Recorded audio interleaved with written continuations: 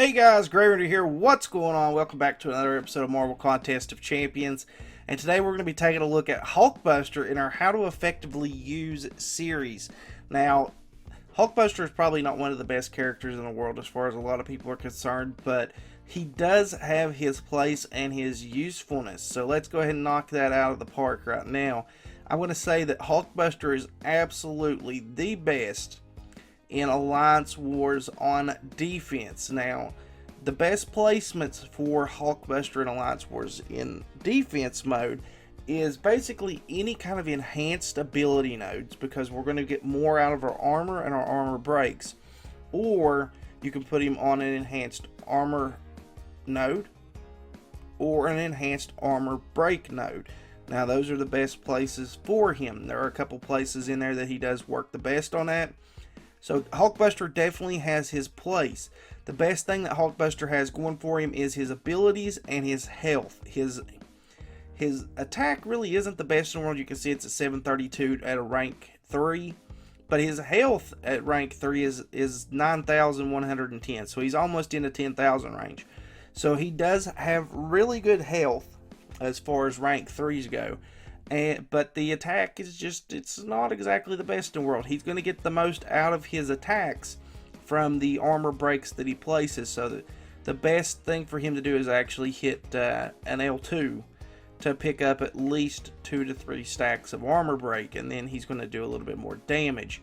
Now, let's take a look at him here. We've already gone over the health and the attack. He is a 2,917 on the power index, just at rank 3. So he's not overall a bad character as far as PI goes. He's pretty decent as far as that is. Now, let's take a look at his abilities. Hulkbuster's armor is reinforced upon receiving damage, increasing up to 59.3% based on lost health. The perfect counter to Hulk's rage. So he's really good against characters that are going to be putting out a lot of damage. Just because with Iron Rage. Now that's if he is awakened, he's going to take less damage. So that's pretty awesome. 59.3% based on lost health. So he is kind of like the actual counter opposite of the Hulk in the fact that he takes less damage the more that he goes down. Kind of like what Captain America does with regular Captain America. Whereas with Hulk, he actually builds up his strength the further down he goes.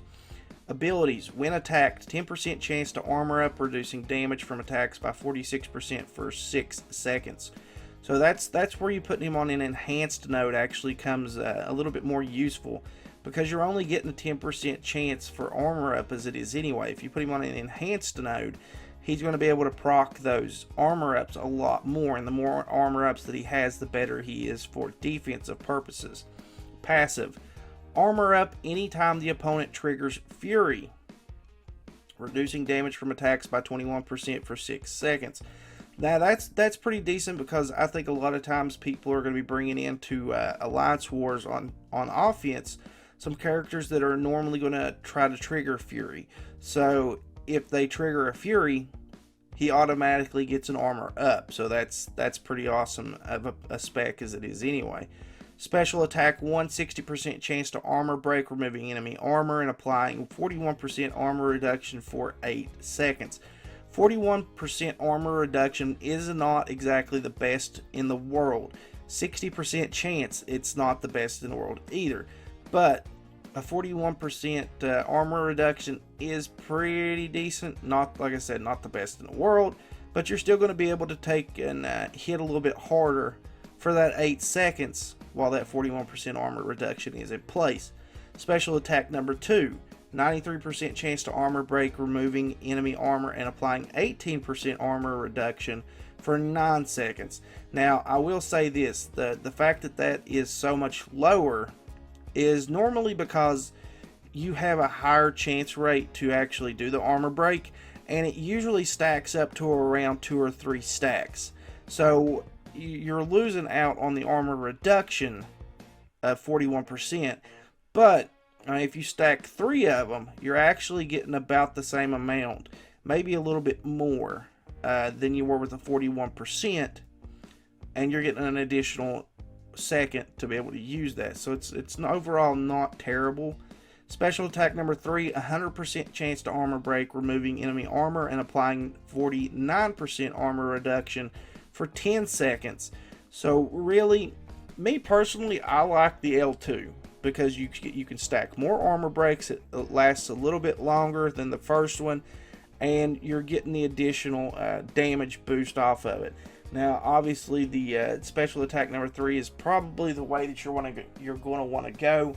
But for me, I love just doing the L2 because then I can just go in and spam a lot of hits on them, and usually they go down pretty good. I don't really have any problems with Hulkbuster. I've always kind of liked Hulkbuster since he first came into the game. I think he's one of those underutilized characters that we have with a lot of other of the characters that people just don't seem to like, and I don't have any issues with him. I've always had fun playing with him. I love kind of the mechanical feel to him. I love the animations for his special attacks are kind of cool. And a little bit different as far as the Iron Man costumes go. Let's take a look at his synergy bonuses. Pretty good synergy bonus with Ultron, 7% crit. 6% health with Iron Man, not so much. 6% health with Superior Iron Man, again, not so much. And the 25% crit damage with Hulk or Yellow Jacket. So that's your best combinations, is a combination of Ultron and Hulk, or Ultron and Yellow Jacket. So that's the two best, because you're going to get a 25% crit damage and a 7% crit rate. So, because normally you're going to be going into fights and you're only going to be able to take 3 people. That's the biggest thing in this game now.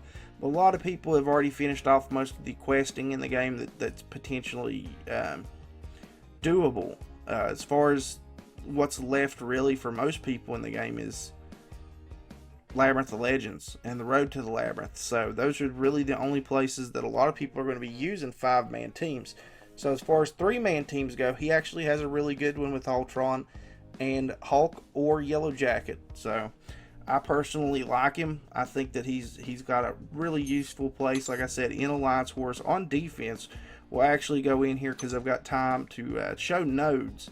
Go in and show that. If I had him at rank 4 or rank 5, I would actually be putting him on the team for my Alliance Wars defense. If he is a character that you currently have that you don't really know what to do with, you can always stick him in Alliance Wars on defense. I like him on node 18 because not only do we have the champion boost, but we have thorns, armor, and enhanced armor up. Now, obviously, he's not the best option for that, but that is a pretty decent place to put him. Node 33 have a 66% armor boost, and we also have the enhanced armor break. Though that armor break abilities are 40% more effective. So that's just a couple of the little spots that he would actually be pretty decent on.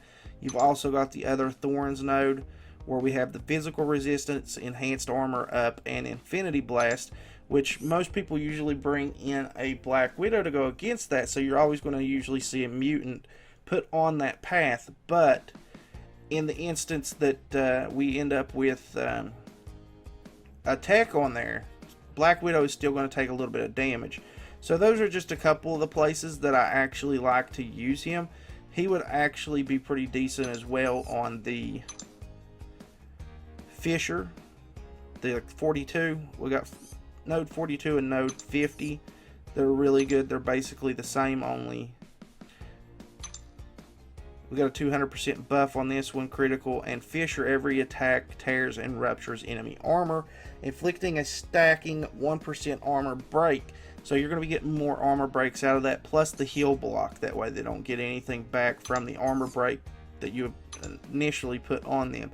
Same with this one, only the buffs are a little bit different at the top. You still have a heal block and outlast, reduced damage by up to 20% proportionate to missing health. So he's going to be able to last a little bit longer on that one. And he would potentially be pretty decent on any of the outside nodes here as well, where we have immunity and mirror image, and we also have the 400% health and 300% attack. So those are some pretty good places for Hulkbuster. This is the most useful place for him, as far as I'm concerned, is in Alliance Wars on defense. If If you guys use him on offense, there's absolutely nothing wrong with that. It doesn't look like we actually have anybody using Hulkbuster on the team right now in our Alliance Wars. But yeah, that's basically going to be it, guys. Hopefully this helps you guys out a little bit more in understanding Hulkbuster, and maybe you'll like him a little bit more than you did previously. I don't know. I don't know if that's actually going to change anything with that fact, but that's going to be it for this episode, guys. Hopefully you did enjoy the fact that we've got the gameplay from the fight footage going up in the right-hand corner instead of doing it additionally in the video as well. I'll try to do those from here on out unless it's a double-edged sword kind of video where I have to do comparisons between two characters that are very, very similar in the game. But anytime we do a single character, I'm going to try and do that so that we save a little bit of time. And we've actually cut down probably about 5 minutes on one of these how to effectively use videos by doing that. But that's going to be it, guys. If you did enjoy the video and this is your first time watching the channel, please consider leaving a sub on it. If you did enjoy the video itself, please leave a like on it. And as always, guys, remember to like, share, comment, subscribe. We'll catch you guys in the next one. Later. 'Cause we scream, fight, hate.